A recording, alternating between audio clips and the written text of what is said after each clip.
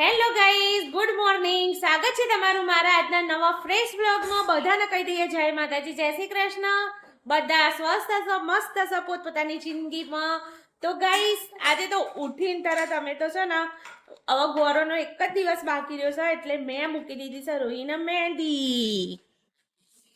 તો જો અહીંયા રોહી બેઠી છે. Rohi good morning. Good morning. તો રોહીને મેં મહેંદી કરી દીધી છે સવારમાં. Vrinda good morning. Good morning. અને પ્રવ્ય અને વૃંદા હવે ઉઠ્યા છે. Pravya good morning. Good morning.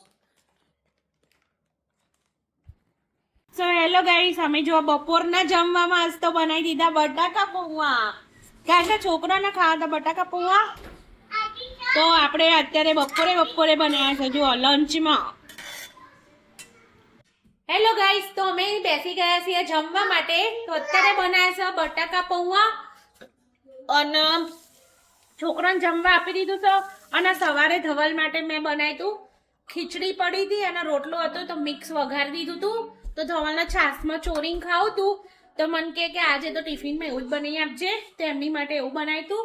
તો ચલો આપણે જમી લઈએ. ચાલ આપણે ગાઈસને બતાવીએ કે અમારે તો જો ફ્રીજની અંદર ફિલ્ટર આવ્યું ને રહી, તો એક્સ્ટ્રા ફિલ્ટર લાવવાની જરૂર જ નહીં અમારે તો. જો તો આ રીતના અહીંયા આગળ ફિલ્ટરમાંથી જ્યારે જોવો ત્યારે ઠંડુ પાણી પી લેવાનું નહીં. ફિલ્ટર.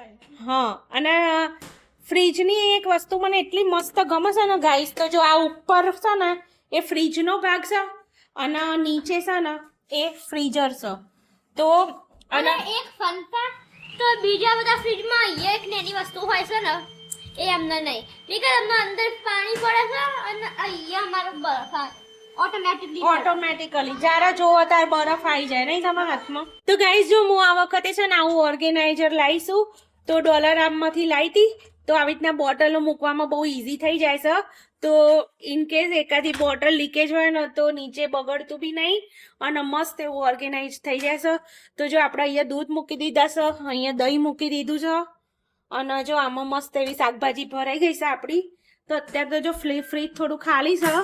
તો અહીંયા આગળ છે ને જો આ રીતના ફ્રૂટની કોથળીઓ બી આવી જાય. અને કોણ કોણ મારા જેમ અંદર સિંગ મૂકે છે એ મને જણાવજો. તો જો મેં આવી રીતના ફ્રીજમાં સિંગ મૂકી દીધી છે એટલે બગડી ના જાય. અને કિસમિસ પણ જલ્દી બગડી જાય છે એટલે હું ફ્રીજમાં જ રાખું છું. તો જો આ રીતનું મસ્ત ઓર્ગેનાઇઝ કરી દીધું છે આપણા ફ્રીજનું. ગાઈસ, જો આ ફ્રોઝન એરિયા છે ને એમાં મેં આ રીતના મસ્ત બધું ફ્રોઝન વસ્તુ ભરી રાખી છે. તો જો અહીંયા આઈસ્ક્રીમ બી મૂકેલી છે, છોકરાએ મૂકી દીધી છે. તો થોડું અસ્ત વ્યસ્ત ફ્રીજ થઈ ગયું છે. તો હવે એને હરખું કરવાનું છે. અને જો છોકરા આઈસ્ક્રીમ ખાઈ લેશે પછી રેપર બી બહાર કાઢતા નહીં. અને અમારે વેક્યુમ મારતા આવડી જશે નહીં વૃંદા? વૃંદા હું વેક્યુમ મારી દે ને કે લા મમ્મી હું માર દઉં. મારા ડાઈ દીકલું છે તો નહીં વૃંદુ? ઓકે, લાવ મમ્મી માર દે.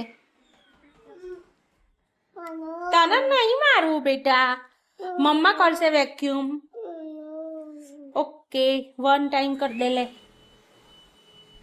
હવે પ્રવ્ય વેક્યુમ કરે હ નહીં બ્રો?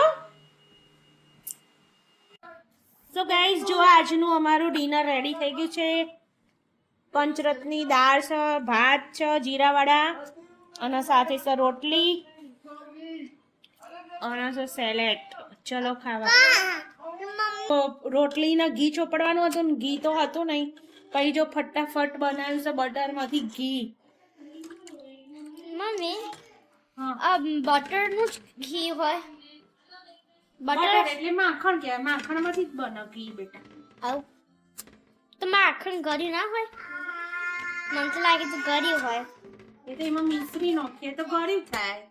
તો ગાઈસ, જો આપણા છોકરા માટે લાવી દીધો છે વેપાર મોનોપોલી. તો આ છે ને ઇન્ડિયામાં મળે છે. તો ત્યાં વેકેશન ચાલે છે તો મેં કીધું લાવીએ લે, છોકરોને એક નવી ગેમ આવી જાય અને આખો દાડો જાય, આપણું મગજ ના ખાય. એટલા માટે છે ને હું છોકરા માટે લઈને આવીશું મોનોપોલી. જુઓ મજા આવશે રમવાની મમ્મી? બહુ જ મજા આવી રહી. અમે તો નાના હતા તો વેપાર તો વેકેશનમાં તો જોરદાર રમતા હતા. તો આપણે રમીએ કે તો? હા, જોઈએ છે.